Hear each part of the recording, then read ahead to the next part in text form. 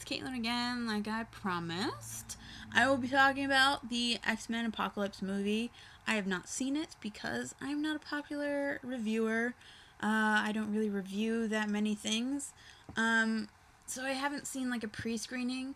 I don't think that pre-screenings are even happening yet, because I've been watching some reviewers that I really like, and they're only commenting on the trailers. So, as of right now, I'm only commenting on the trailers. Trailers for X-Men Apocalypse. They're all saying the same thing. Apocalypse saying the same freaking phrase every single time is a little boring, but I like that because they're not giving us the whole movie in all of the trailers. You get little bits here and there, but you have to speculate about some things too. Like, in one of the trailers, I was just thinking about, like, at the end of Days of Future Past, Mystique went away. She went and disguised herself as Stryker. First of all, gross. Stryker. Ugh. Anyways, she disguised herself as Stryker and then ended up picking up Logan, aka Wolverine. Now, I don't know what happened, but apparently he has metal claws now. And yes, if you have not seen the newest trailer, you should look it up because there's a little tad bit of a new thing that happens that is shown that made me very happy, and also a little sad, but anyways, I just don't understand how she would end up coming to Xavier after all that, but apparently it happens. She comes back to Xavier and this whole apocalypse thing happens, and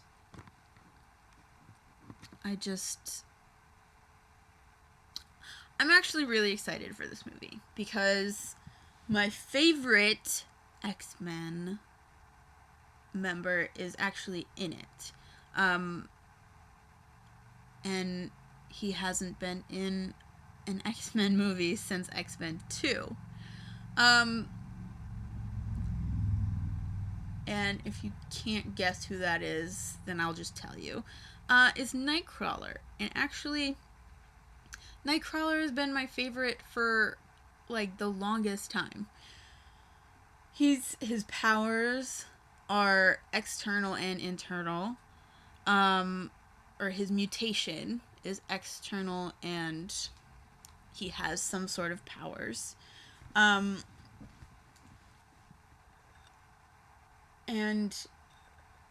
his power is to basically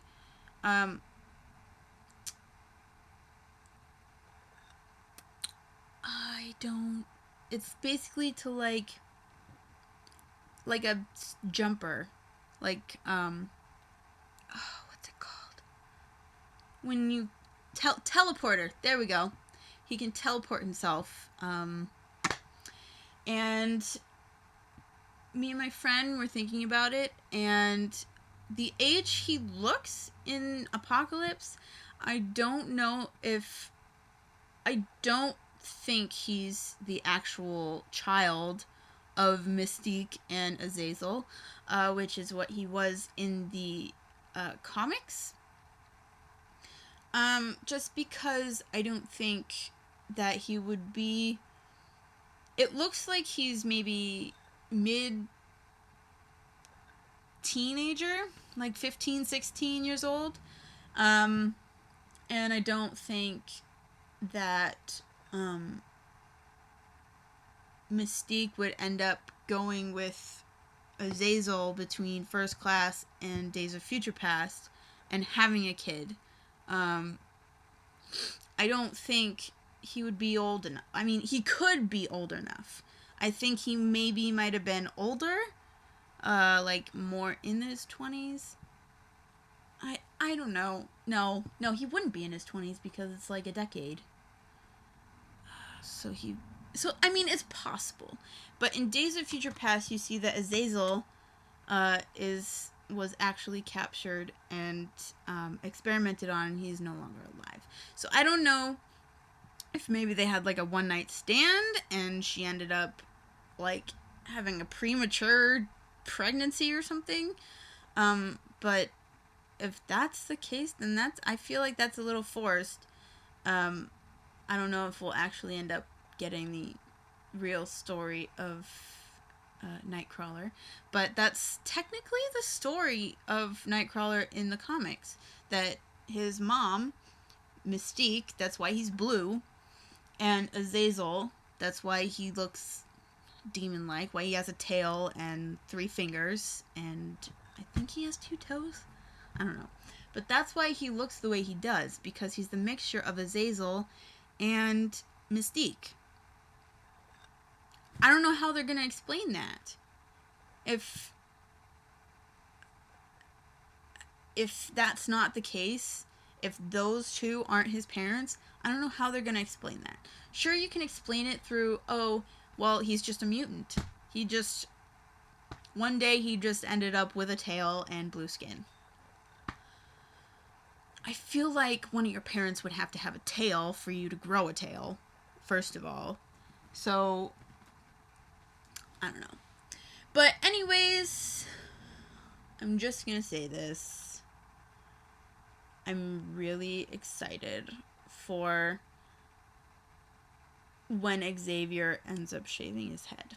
Because I feel like in First Class, he was really connected to his hair. Like, Hank was like, I think Cerebro would work better if you didn't have the hair. And he was like, don't touch the hair. The hair is not going anywhere. And then he grew it even more in Days of Future Past, probably just because he was a slobbering mess, with, him being a paraplegic and then trying to not be a paraplegic.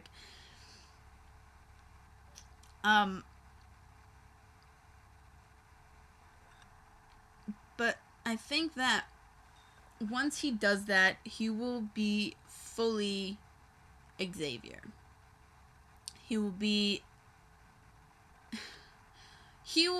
what he is in the comics. And I think that it's been a wonderful process already with his whole thing, but I think it'll finally make sense why he does certain things in the future. Like why he collects certain people, why he believes certain people can be saved from themselves. But I originally thought that he just that he kept his hair and that they maybe put a wig cap on him or something. And I just thought it was really good that,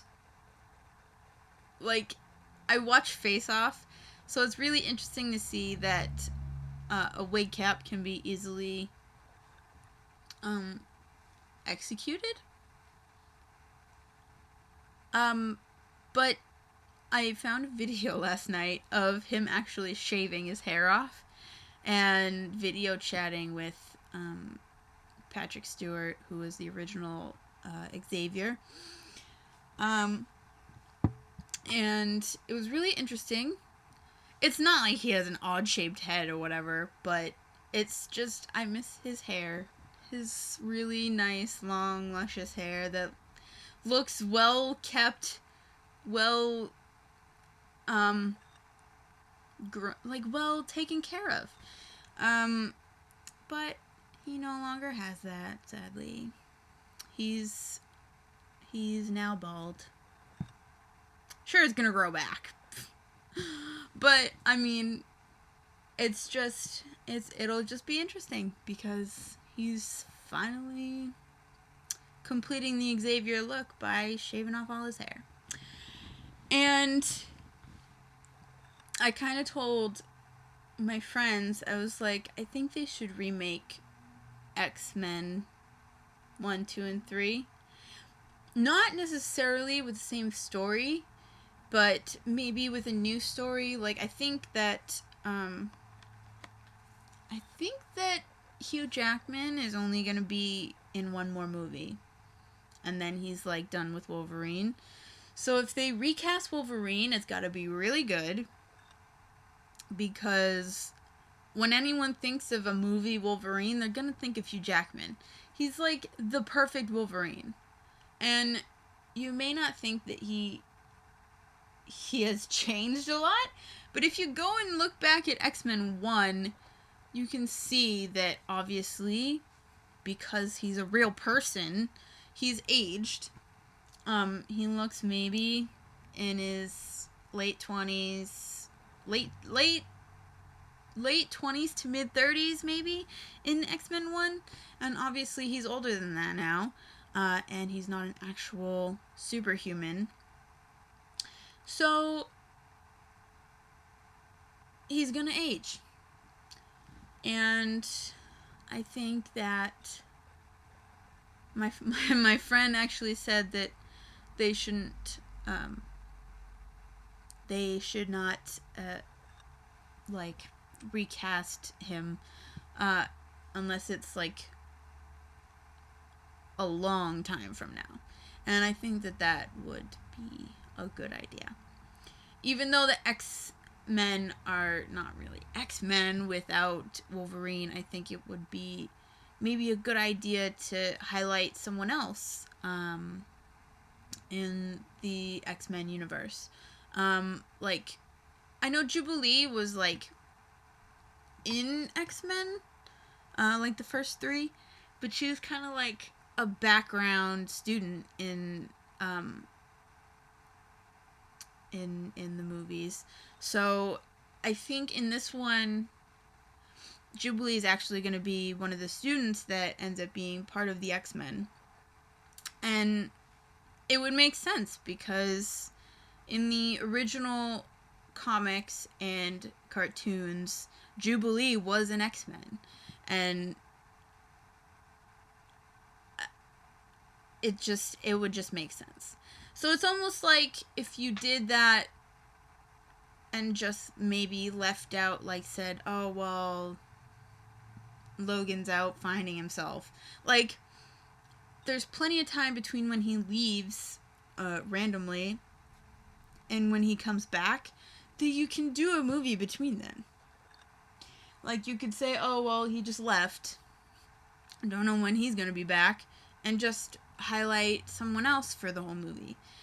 It doesn't have to be about Wolverine, which is technically what the first 3 X-Men movies were about. They kind of focused around Logan, aka Wolverine, and his whole, like, acceptance of himself.